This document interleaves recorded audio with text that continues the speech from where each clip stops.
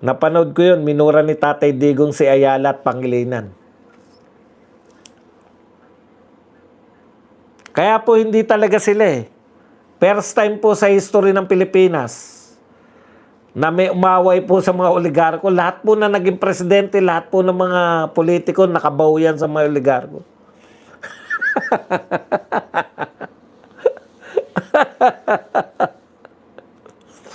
Tama naman si Sisa ni Rizal. Yan yung gusto ko sabihin eh.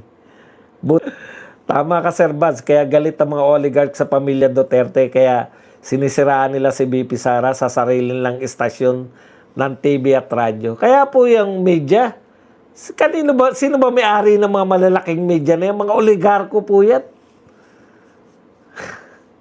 3 years na ako hindi nanonood ng mainstream media, GMA7, buhat ng binanatan si BP Sara. Michael Motocart Tips. Idol ni Bugs Bunny si Joke. Sir Buds, pinsan ni Aping Daldal si Shell Joke. Alam ko mayaman niya si Aping Daldal. Ang nakakaawa po yung mga artista no, hindi nila napag-aral yung mga anak nila. No? Naawa rin ako eh. Kasi malalaos at malalaos ka dyan eh, sa pag-artista mo eh. Kami rin po, malalaos at malalaos kami. Baka dumating ang panahon na wala nang manunod sa amin. At least, ako, graduating na yung anak ko, napag-aral ko na lahat. Wala na eh, okay na tayo eh. Ayon nga kay Sunyo, ano? Yung rapper, nasa ano na ako, pasarap. Tapos na ako doon sa gapang eh. Naranasan natin yan lahat. Sabay-sabay na nagkoleyo, di ba? Yan lang masarap. Gumagraduate din tayo. Pag nakagraduate po yung anak nyo sa koleyo, ito po ako po nagsasalita po para sa mga... Kasi yung iba nanghihinayang, hindi nila pinag-aaral yung mga anak nila ng college. Ayaw nila igapang... pag hindi nyo po ginapang yung mga anak nyo, habang buhay kayo niyan. Wala kayong pagka-graduate. Pagka napag-aral nyo po at napag-graduate nyo po yung mga anak nyo, sa totoo po, kada may gagraduate kayong anak, pakiramdam nyo, gumagraduate din kayo. Di ba? Kasi, siyempre, bawas na yan sa ano nyo eh. Huwag na kayong umasa, tayo pong mga magulang, huwag po natin, ayan yung mahirap kasi. Yung ano po na, pag-aaralin ko yung anak ko para pag nakagraduate sila naman ang bubuhay sa akin. Huwag pong ganun.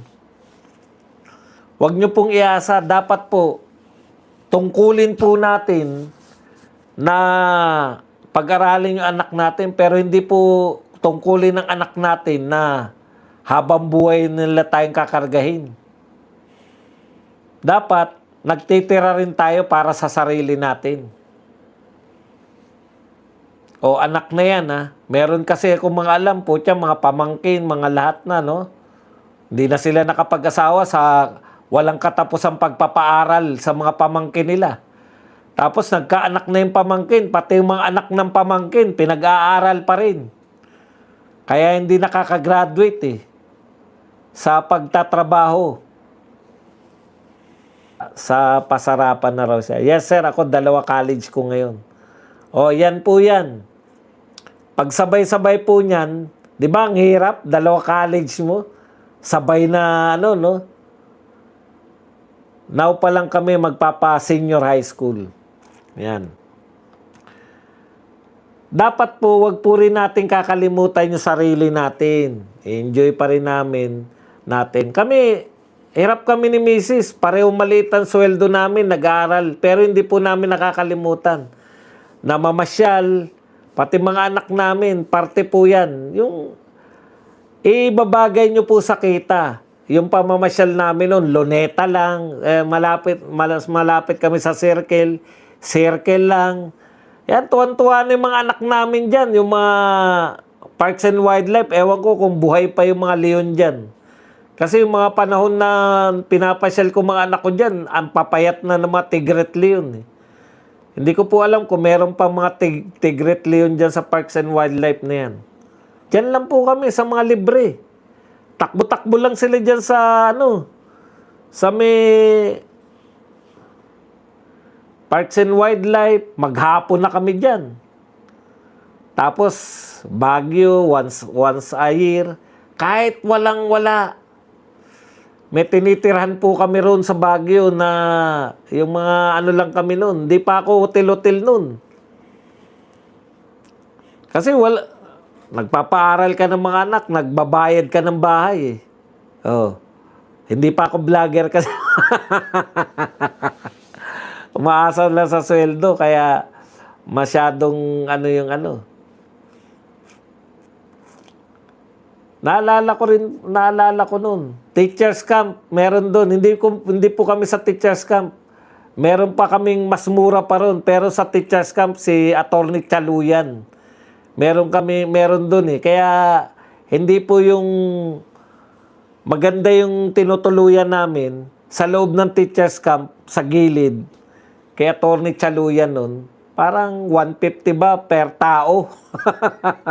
Per tao ang labanan eh. Tapos may rep, may lutuan. Pwede ka mamili. Ayan po yun eh. Kaya wag nyo rin pong kakalimutan. Hindi po ako naniniwala doon sa through my experience po. Hindi po ako naniniwala na magtrabaho ka ngayon hanggang ikaw ay pag nagretiro ka tsaka ka mamasyal. Hindi po. Kasi po, meron kayong mararanasan na hindi nyo na kaya pag 60. Kami po, dyan sa Baguio City, karanasan namin yan. Yung Camp Janhay, paborito namin ni Mrs. yan. Nung araw, nung kami 30 pa lang ni Mrs. O mga nasa late 20s, namamasyal pa rin kami kasi dyan kami nagsa-celebrate ng aming anniversary ni Mrs. Di ba? O, punta po kami dyan. Gate 1 ng Camp Janhay hanggang dun sa dulo. Nilalakad namin yun. Hindi na namin kayang gawin yun nun. Pero naalala pa namin yun. Ang saya na namin nun. Tapos kakain kami ng lugaw sa Baterol. Madadaanan mo kasi yung Baterol eh. Tapos sasakay ka na ng biyahe na papunta ng Baguio Camp Janhay. Camp Janhay kami sa may park.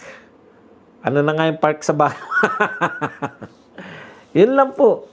O ngayon, anniversary namin, it's either Hong Kong tsaka Vietnam. Ano pa rin, mura pa rin kasi libre naman kami. Dahil na kapag patapos ka na anak, may libre ka. Anak, pagaling ka pala anak. May sakit yung anak ko eh. Okay. Sir Bads, kaya mong ikutin ng Baguio sa isang araw? Ngayon, hindi na. Saka matraffic na. Ang maganda kasi sa Baguio, kahit pabalik-balik kami, laging merong bago. May bagong kainan, may bagong mapupuntahan. Dati nga, sumakay lang ako ng Sumakay lang ako ng jeep. Kasi maraming biyahe ng jeep eh. Punta ako rin sa Tip-Top. Tapos sabi ko, yung pinakadulo po, yung wala ng pasero, eto na po ba yung ikot na ako. Bumaba na ako, tapos naglakad ako pababa. Yung Tip-Top, biyaheng Tip-Top, ano kaya meron dito?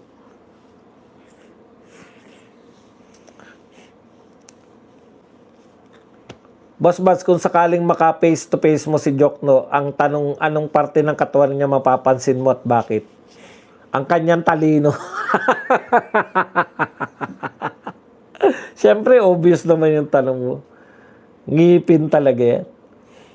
Dati, bawal pang kunan ng picture yun. Ngayon, pwede na lahat eh.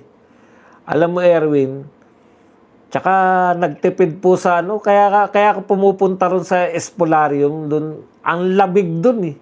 Ang sarap ng aircon dun ngayon, di na rin po. Nagtipid na rin sila.